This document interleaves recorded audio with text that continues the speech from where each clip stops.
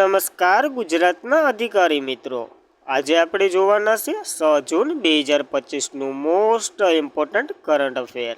તે પહેલાં ખાસ કરીને ચેનલ ઉપર નવા હોય તો ચેનલને સબસ્ક્રાઈબ કરી લેવી, વિડીયો પસંદ આવે લાઈક કરવો અને તમારા મિત્રો સુધી અવશ્યથી શેર કરી દેવો. તો ચલીએ આપણે આજના ક્લાસની શુભ શરૂઆત કરી દઈએ. તો વિશ્વ પર્યાવરણ દિવસ 2025 ક્યારે મનાવવામાં આવ્યો? તો દર 5 જૂને આપણે મનાવીએ છીએ આ દિવસ. તો જોઈ લઈએ. તો દર વર્ષે 5 જૂને વિશ્વ પર્યાવરણ દિવસ માટે એક સાથ છે અને જે ગ્રહ એટલે કે પૃથ્વીને બચાવવા માટે તાત્કાલિક વૈશ્વિક આબોહવા અને 150 વર્ષથી વધુ દેશો આમાં ભાગ લે છે. પર્યાવરણ માટે જાગૃતિ લાવવા, પગલાં ભરવા અને સમર્પિત સૌથી મોટો આંતરરાષ્ટ્રીય પ્લેટફોર્મ તરીકે આ ઊભું કરે છે. આ વખત તેનો યજમાન દેશ કોરિયન પ્રજાસત્તાક છે. તો ખાસ આ દેશ યાદ રાખવો. વિશ્વ પર્યાવરણ દિવસની થીમ પ્લાસ્ટિક પ્રદૂષણનો અંત છે 2025 સુધીમાં એ પણ જોવું. અને વિશ્વ પર્યાવરણ દિવસની સ્થાપના 1972માં જે સ્ટોકહોમ સંધિ અથવા તો જે સ્ટોકહોમ કરાર થયા હતા ને એના જ માન ખાતે આ ભરાય છે. અને પર્યાવરણ પરિષદ દરમિયાન આની રચના પણ થઈ હતી. કેની? તો કે આ જે યુનાઇટેડ નેશનલ એન્વાયરમેન્ટ પ્રોગ્રામ છે ને એ સંસ્થાની પર રચના થઈ હતી આ 5 જૂને. એટલા માટે આ બધીને યાદ રાખી અને યુનાઇટેડ નેશનલ એસેમ્બલીએ સત્તાવાર રીતે 5 જૂનને વિશ્વ પર્યાવરણ દિવસ તરીકે જાહેર કર્યો હતો. પ્રથમ વખત 73માં યોજાયો હતો અને ત્યારની થીમ તો કે માત્ર એક પૃથ્વી આ થીમ સાથે શરૂ કરવામાં આવી હતી. જો દરેક વખતે થીમ અલગ અલગ હોય, દરેક વખતે જે પ્રજાસત્તાક આ વખતે કોરિયન પ્રજાસત્તાક પોતે યજમાન દેશ છે ને તો એવી રીતના યજમાન દેશે અલગ અલગ હોય એ વગેરે ભાગો લઈ અને પોતાની રીતના થીમ બરાબર પાડે એ થીમ રાખવાની હોય એવી રીતના હોય. જે આ યુનાઇટેડ નેશનલ એન્વાયરમેન્ટ પ્રોગ્રામની વાત કરીએ જેની રચના 5 જૂન 1972માં જ થઈ હતી. મુખ્ય મથક નોરેબી કેન્યા ખાતે છે અને આના એડી તો કે ઇગ્નર એડન્સન છે. ખાસ યાદ રાખવી આ માહિતી પણ. ત્યારબાદ અત્યાર સુધીના જૂન મહિનાના દિવસો જોઈ લઈએ તો 1 જૂન વિશ્વ દૂધ દિવસ અને વૈશ્વિક પેરેન્ટ્સ એટલે કે માતા પિતાનો દિવસ. 2 જૂન તેલંગાણાના સ્થાપના દિવસ અને 3 જૂન વિશ્વ બાઇસિકલ દિવસ આપણે ઉજવ્યો. યાદ રાખવા આ દિવસો જૂન મહિનાના. ત્યારબાદ climate change performance index 2025 Bharat કયા ક્રમે રહ્યો છે? તો ભારત 10મા ક્રમે રહ્યો છે. જોઈ લઈએ આખો રિપોર્ટ. તો ક્લાઇમેટ ચેન્જ પરફોર્મન્સ ઇન્ડેક્સ 2025 ભારતનો ક્રમે જોઈ લઈએ. આ વર્ષે ટોચના 3 સ્થાન ખાલી રહ્યા કારણ કે એટલું બધી પ્રદૂષણ તો કોઈ દેશે કંટ્રોલ નથી કર્યું કે આ 3 સ્થાનમાં લઈ શકે. 2025 આબોહવા પરિવર્તન ઘટાડવા માટે તમામ પરિણામો કોઈ એક દેશ ખૂબ ઊંચા ક્રમાંકે છે. અને ક્લાઇમેટ ચેન્જ પરફોર્મન્સ ઇન્ડેક્સ 2025 જે જર્મન વોર્સ છે ને NPO એના દ્વારા બહાર પાડવામાં આવે છે. પહેલું, બીજું અને ત્રીજું તો ખાલી છે. ચોથા નંબર ઉપર ડેનમાર્ક છે અને છેલ્લા નંબર ઉપર કોણ છે? તો છેલ્લા નંબર ઉપર ઇઝરાયલ છે. ભારત 10મા સ્થાને છે. આ 3 સ્થાનો ખાસ કરીને આપણને યાદ જ રાખી લેવાના. ત્યારબાદ G7 સમિટ 2025 કયા દેશમાં યોજાઈ રહી છે? તો કેન્યામાં યોજાઈ રહી છે. ભારતે ના પાડી દીધી કે અમે ભાગ નહીં લઈએ. યુરોપિયન યુનિયન પર ચર્ચા ભાગ લે છે અને આ વર્ષે 51મી G7 સમિટ 15 જૂનથી 17 જૂન 2025 દરમિયાન કેન્યાનું આલ્બર્ટાન કર્નાટકમાં યોજાઈ રહ્યું છે. G7 તેમની 50મી વર્ષગાંઠ જે ગઈ ને ઇટાલીમાં ઇટાલીએ યજમાન કરી હતી ત્યારે યોજી અને ત્યારથી જ કેનેડા અને 2025ના જૂથનું નેતૃત્વ એને મળ્યું હતું અને કરી રહ્યું છે. કેનેડાનું નેતૃત્વ બનવા અને મહત્વપૂર્ણ વ્યાખ્યા, ટીમ વર્ક અને દરેક મદદ વગેરે વિચારને પ્રોત્સાહન આપવાની તક આપે છે.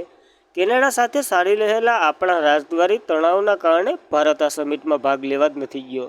તો એ પણ આપણા માટે IMP કહેવાય. જ્યારે ભારત G7નો સભ્ય નથી.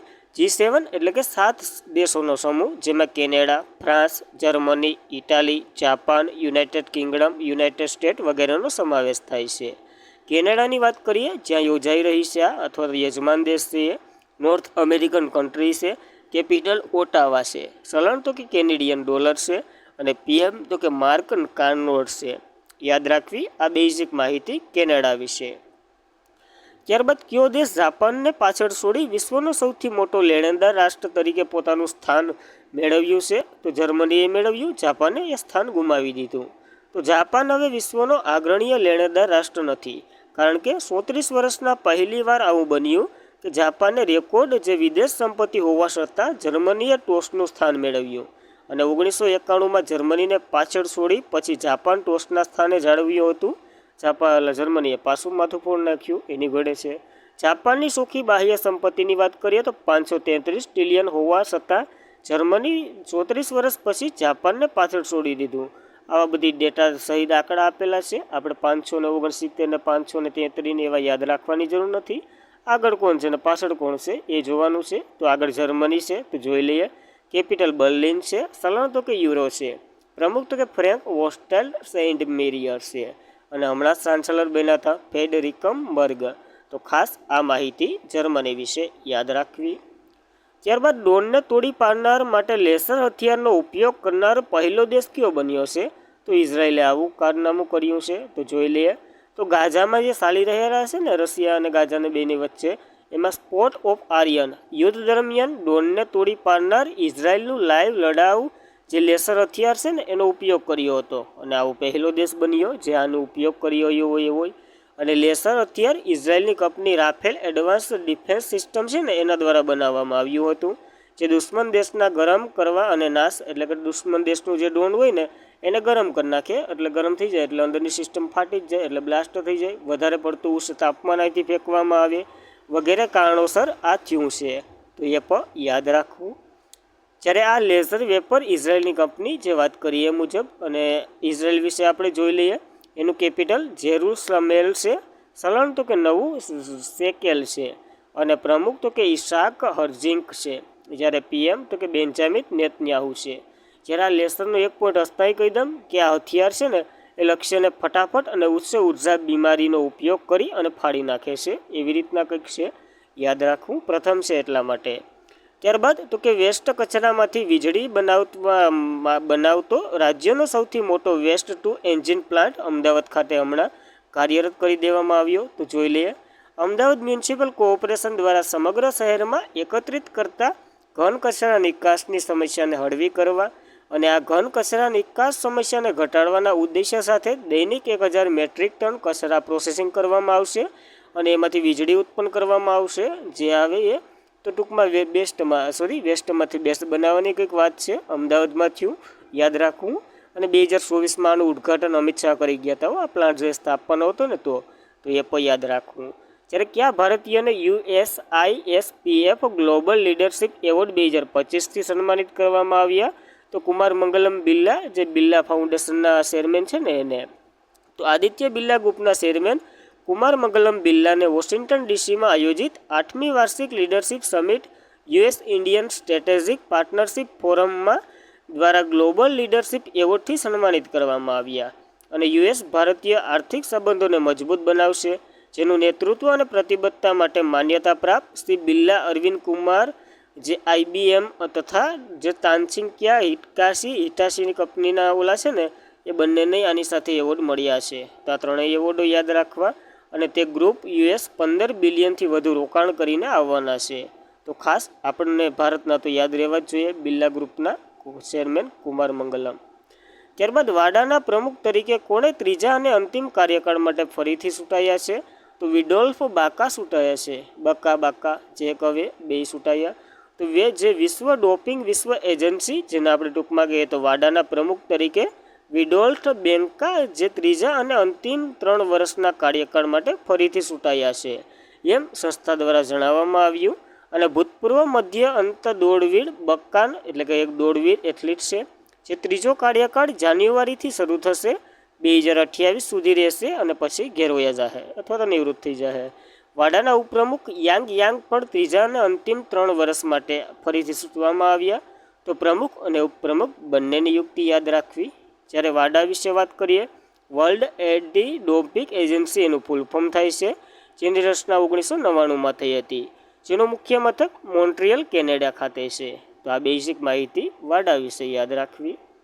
ત્યારબાદ ઉલાન બતાલ ઓપન રેસલિંગ રેન્કિંગ સિઝન 2025માં ભારતે કેટલા મેડલ જીત્યા? તો ટોટલ 21 મેડલ જીત્યા છે આપણા કુસ્તીબાજ ખેલાડીઓએ.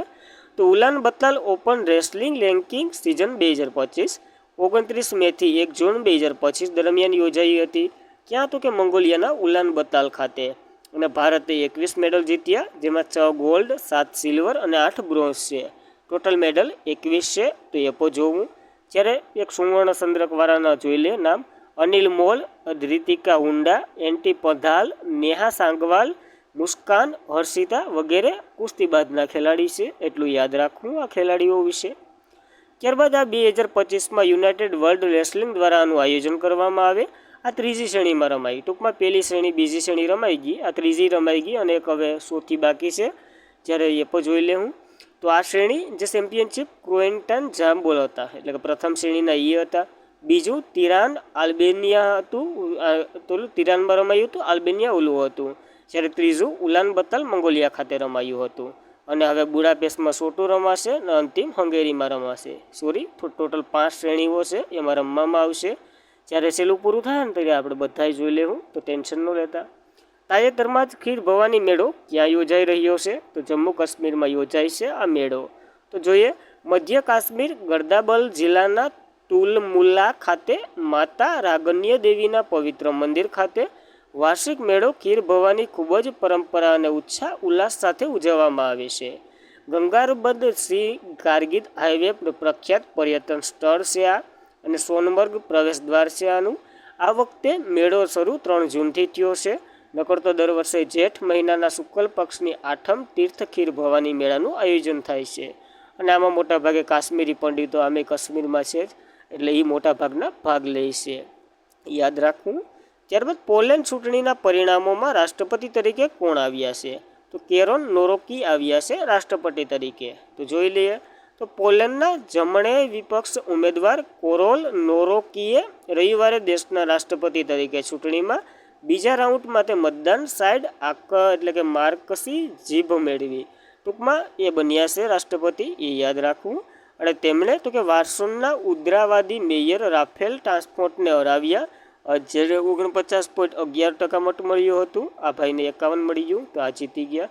જ્યારે પોલેન્ડની વાત કરીએ, કેપિટલ વર્સોલ છે. ચલણ તો કે ઝલોન્ટી છે. પીએમ તો કે ડોનાલ્ડ ટર્ન્સ છે, એ પણ હમણાં નવા જ છે, તો એ પણ યાદ રાખવા. પ્રેસિડેન્ટ કોરોલ નોરોકી છે. આ બધી નિયુક્તિ યાદ રાખવી બંને સાથે. અને આજના માટે એટલું જ હતું. ખાસ કરીને મિત્રો, વિડીયો પસંદ આવે લાઇક કરવો, તમારા મિત્રોને શેર કરવો, અને ચેનલ પર પ્રથમ વખત હોય તો સબસ્ક્રાઈબ પણ કરી લેવી. Thank you for watching this video. જય હિન્દ, જય ભારત.